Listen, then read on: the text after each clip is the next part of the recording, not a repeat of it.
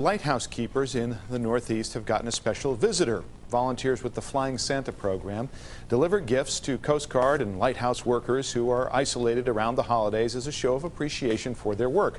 Vermont is the only New England state that is not part of this program, but with 2 lighthouses now up and running, that could change. NECN's Anya Haneke has more. Blue limestone is beautiful, isn't it? Nearly a century ago, Joan Kenworthy's grandfather began his career as a lighthouse keeper on the coast of Massachusetts.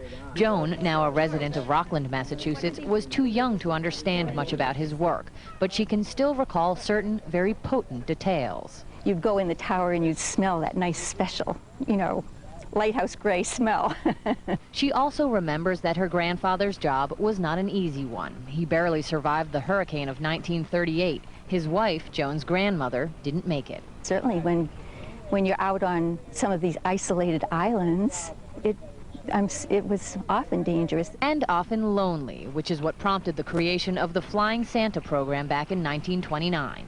The aim was to bring Christmas to lighthouse keepers in the Northeast, many of whom were isolated during the holidays, by delivering donated gifts. The program now donates to the Coast Guard as well. They don't get a lot of recognition for the job they do, keeping boaters safe and fishermen safe and just keeping our coastal waters safe in general. It used to be that they would fly planes above the lighthouses and drop the packages out, but that required a lot of accuracy. So now they use helicopters, which they can land right on the property. When you land there and you get out of the helicopter with someone dressed as Santa Claus, the kids really get a kick out of that. The program relies on fundraising efforts like this 3-day, $300 a person maritime sightseeing trip across Vermont. Vermont is currently the only New England state that is not included in the Flying Santa program. But with our trip up here today, we might have to rethink that.